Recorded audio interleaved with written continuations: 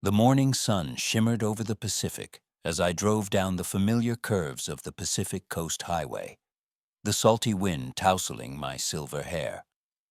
For 20 years, this road had been my escape route from the noise of Los Angeles, a ribbon of freedom leading straight to my sanctuary, the little beach house I'd built brick by brick after my husband passed.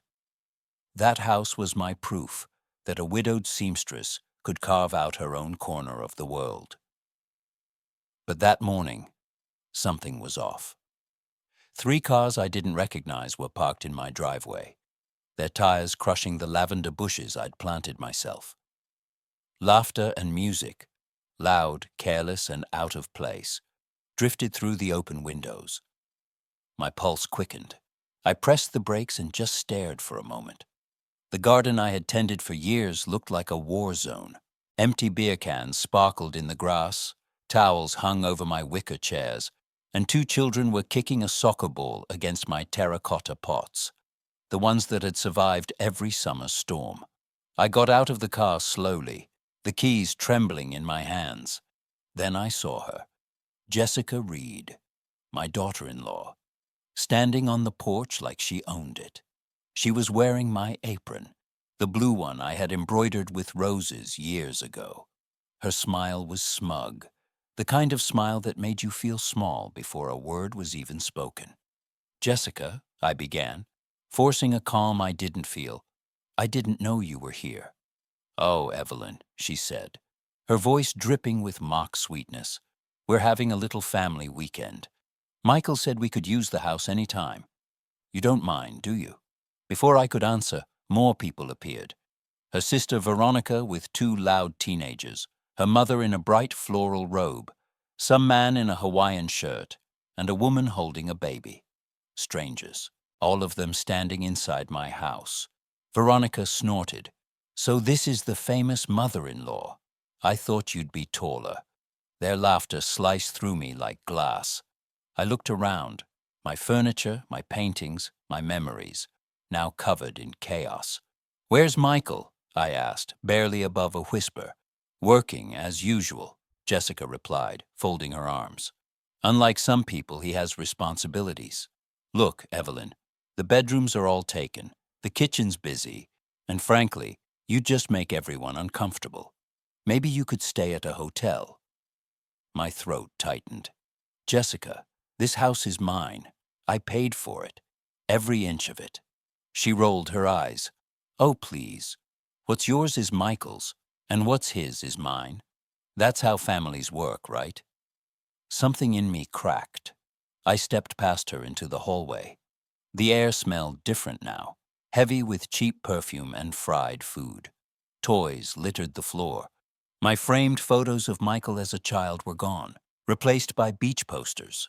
Upstairs, I found her mother sorting clothes in my closet, stacking my blouses into trash bags. "Don't worry," she said cheerfully. "I'm just organizing. We thought you wouldn't need all this anymore." I could barely breathe. Then, as she turned, I noticed the wardrobe door slightly open, revealing the small hidden compartment I'd built behind it, where I kept important documents and jewelry from my mother. My stomach dropped. The safe box was open, papers scattered. Some of my jewelry was missing. Among the mess lay a stack of legal documents I'd never seen before. Property transfer, incapacity form. My name was there, and below it, Michael's. I picked up one page with trembling hands. In Jessica's handwriting, a note. "Once M signs, the old lady just needs to stay quiet."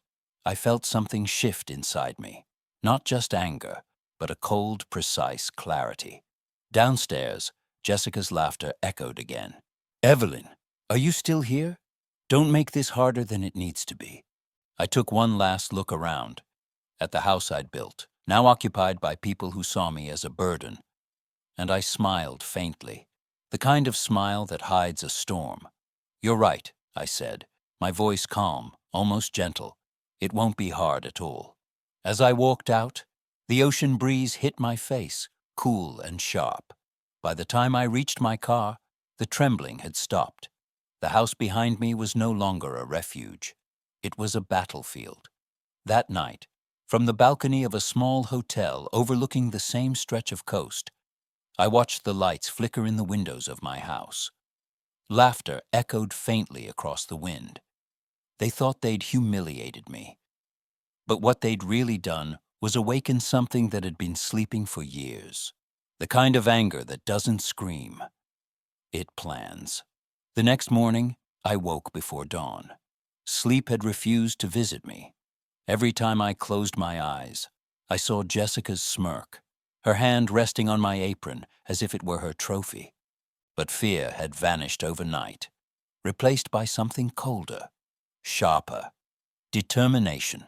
I dressed in a gray suit I hadn't worn since my husband's funeral and drove straight to the bank in Santa Monica, the same bank I had trusted for 20 years, where I had deposited every small victory, every thread of my hard work.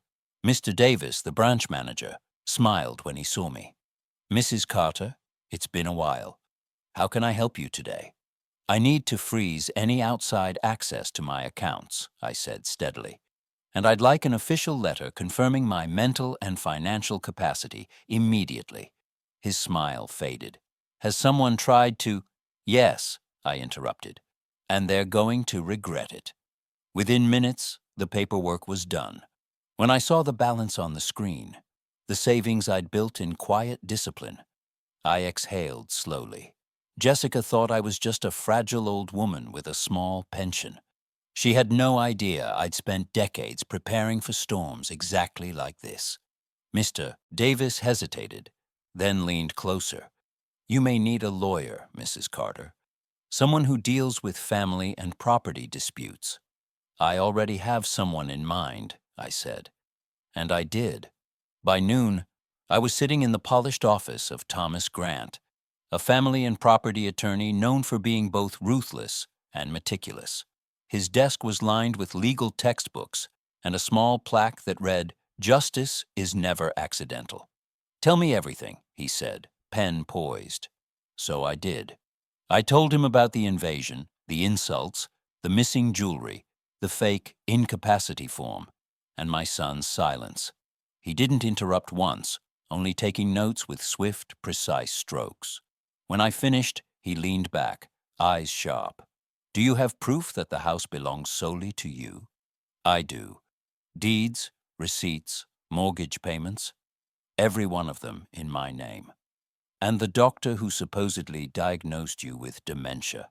Never met him. They must have paid him to sign those papers." Thomas's lips curved into a grim smile. "Good. That's forgery of medical documents, a federal offense. Here's what we'll do.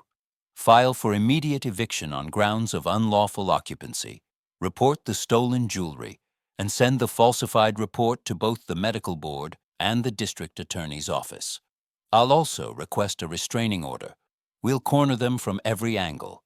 My hands clenched slightly. "How long will it take?"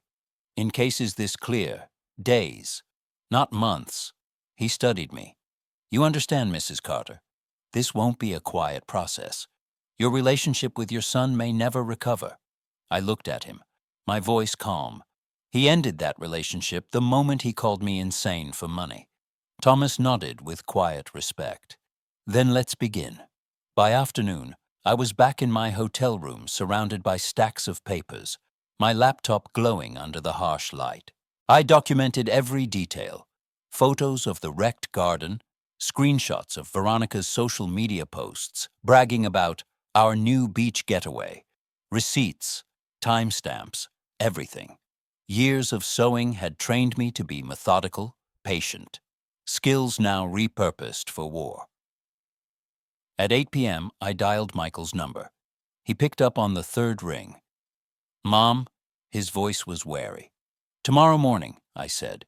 "You'll meet me at the house, with your wife, the police, and a notary. Don't bother hiding the evidence. I already have it." "Mom, please, you don't understand."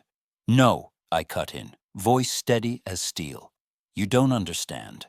This isn't about family anymore. It's about ownership. Of my home, of my name, of my dignity." Silence. Then the faint sound of Jessica, whispering something in the background. I ended the call. For the first time in days, I felt peace. Not the gentle kind that comes from forgiveness, but the fierce, disciplined calm of someone who finally knows what must be done. As the waves crashed outside my hotel window, I opened the folder labeled Evidence. Carter versus Carter. Tomorrow, Malibu would no longer be their playground. It would be my courtroom. At exactly 8 a.m., the Malibu air shimmered with sea mist and tension. The driveway of my beach house, my house, was no longer filled with strangers' cars. Instead, a black sedan, a sheriff's cruiser, and a notary's vehicle lined up neatly like chess pieces ready for battle. I stepped out of the taxi in my gray suit, heels sinking slightly into the gravel. My lawyer, Thomas Grant, was already there, his briefcase in one hand, an eviction order in the other. Beside him stood Deputy Harris, a tall officer whose calm, authoritative presence silenced the morning breeze itself. When Jessica spotted us from the terrace, she froze mid-sip. The porcelain cup slipped from her hand, shattering on the tiles. Thomas's voice rang clear as he unfolded the papers. "Good morning. I am attorney Thomas Grant, representing Mrs. Evelyn Carter, the legal and sole owner of this property. We are here to execute a court-issued eviction order due to unlawful occupation, property damage, and attempted fraud." "Fraud?" Jessica stammered. "You can't just—" "I can," Thomas interrupted smoothly. "And so can the law." Behind her, Veronica appeared in a pink robe, holding her phone up to record. The officer didn't even flinch. "You can film all you want, ma'am," Deputy Harris said, his tone polite but firm. "But you have 2 hours to pack your things and leave. Any belongings belonging to Mrs. Carter must remain on the premises." Jessica's face flushed crimson. "This is harassment.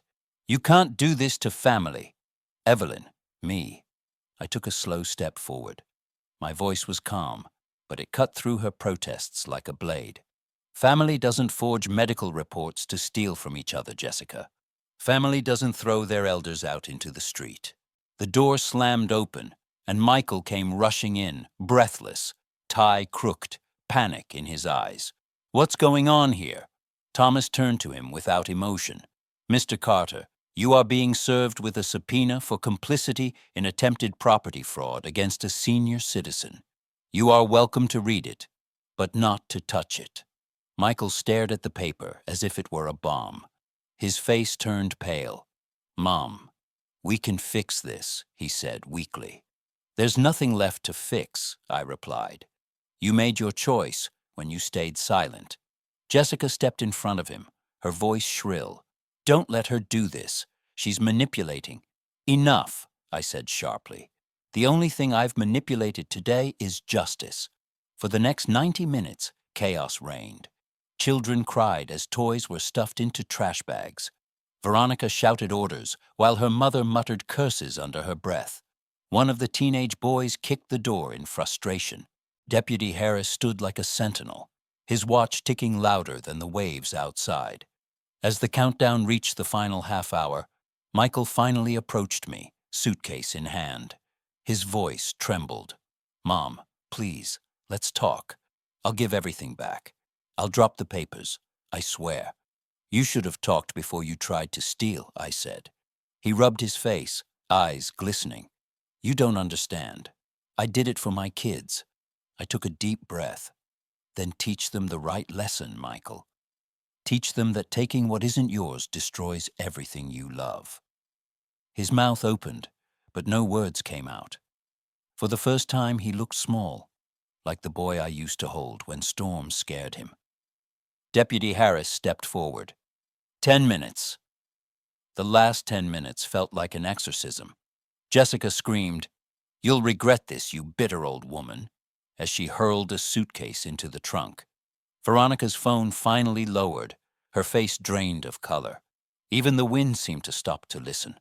When the final car door slammed shut, the deputy turned to me. "Mrs. Carter, the property is officially vacated. It's yours again." Thomas handed me the keys, his expression solemn. They underestimated you, he said quietly. I looked toward the ocean, the same horizon that had witnessed my years of struggle and now my victory. People always underestimate those who build quietly, I murmured. As the cars disappeared down the road, I walked up the porch steps. The smell of salt and silence returned. For the first time in weeks, I could breathe. The house stood scarred but proud, sunlight spilling through broken blinds. I placed the key into the door, turned it slowly, and whispered, "Welcome home, Evelyn." Outside, a seagull circled above, a white flicker against the vast blue before vanishing into the sky. The war was over, but justice had only just begun. By the time the sun dipped beneath the horizon, the house no longer smelled of strangers. The windows were open, letting in the ocean air, and a team of cleaners moved through the rooms like quiet ghosts, erasing every trace of invasion. The scent of disinfectant mixed with salt and lavender candles. Broken dishes were swept away, the burned pans discarded, the rugs beaten free of sand. I watched silently from the terrace, the Pacific stretching endless and gold. My kingdom restored, yet it felt hollow. Justice, I was learning, didn't taste sweet.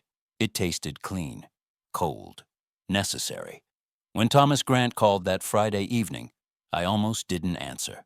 "Mrs. Carter," he said, voice brimming with restrained satisfaction, "we have news. The doctor who signed your fake dementia report has been suspended. The medical board found at least 12 similar cases, and the district attorney's office has decided to move forward with criminal charges, property fraud and conspiracy." I closed my eyes. "So they'll finally face real consequences." "Yes," he said. "No more hiding behind family excuses. This time, the law sees them for what they did." I hung up, and for a long moment, I just listened to the waves. I didn't feel triumphant, just steady. They had tried to declare me mentally unfit. Now it was their own moral blindness that would be written into public record. 2 days later, Jessica came back, alone. She stood at my door in jeans and a wrinkled shirt, eyes red from crying, clutching a small velvet pouch. "Evelyn," she said softly, "I came to return your things." Inside were my mother's pearls, my gold watch, and the silver locket I'd thought was gone forever. She placed them on the table, hands trembling. "I didn't come to beg," she whispered. "I came to tell you I was wrong. Desperate, stupid, but wrong. We were drowning in debt, and I thought, if the house were Michael's, it would make things easier. I didn't realize how far it had gone until it was too late." I studied her face. The arrogance was gone. Only exhaustion remained. "You wanted a shortcut through someone else's sacrifice," I said quietly. "And shortcuts have tolls." Jessica nodded, tears slipping down her cheeks. "Michael's been suspended from his job. We lost our house. He blames me. Maybe he's right. I destroyed everything." I sighed, not in pity, but in understanding. "No, Jessica, you didn't destroy it alone. He helped you dig the hole." She looked up, startled by the bluntness. "Tell him," I continued, "that the next time he wants to build a life, he should try using honesty. It's cheaper than lawyers." She left without another word. I watched her walk down the driveway, smaller somehow, as if the weight of her own choices had shortened her spine. That night I sat on the porch, staring at the sea. Justice had been done. But peace was something else, something you had to build from the rubble of betrayal. I rewrote my will the next week. The house would no longer belong to Michael. Instead, it would go to a charitable trust for elderly women with no families. Women like me, who had been told they were too old to fight back. I also hired Maria, a local woman, to come by 3 times a week, keeping the house alive and watched over. No more unlocked doors. No more unguarded trust. Months passed. The house grew warm again, full of fresh flowers, and the sound of the ocean returning to its rhythm. Then, one afternoon, I received a letter. It was from Michael. "Mom, I've lost everything, except the memory of what I did. I don't deserve forgiveness, but I'm asking anyway." I didn't reply. Forgiveness wasn't a letter you mailed back. It was a journey both people had to walk. A year later, he came in person. His hair was grayer, his shoulders slumped, humility finally breaking through pride. "I don't want money," he said quietly. "I just want you to know I understand now." I looked at him for a long moment. "Understanding is a start," I said. "But rebuilding trust takes longer than rebuilding houses." He nodded, and when he left, I didn't feel anger anymore, just the quiet ache of letting go. That evening, my grandchildren visited for the first time in months. Sophia, the eldest, asked, "Grandma, why were you and Dad so mad at each other?" I smiled sadly, because sometimes grown-ups forget that love doesn't mean ownership. It means respect. She thought for a moment, then said, "So, you taught him a lesson?" "Maybe," I said. "But mostly, I taught myself one." When they left, I returned to the terrace. The sky burned orange and violet. The sea whispered softly below. Justice had been served. Boundaries had been drawn. But the echoes, the memories, would stay, like low tides that never fully recede. Still, as the wind wrapped around me, I realized something. The house was breathing again. So was I.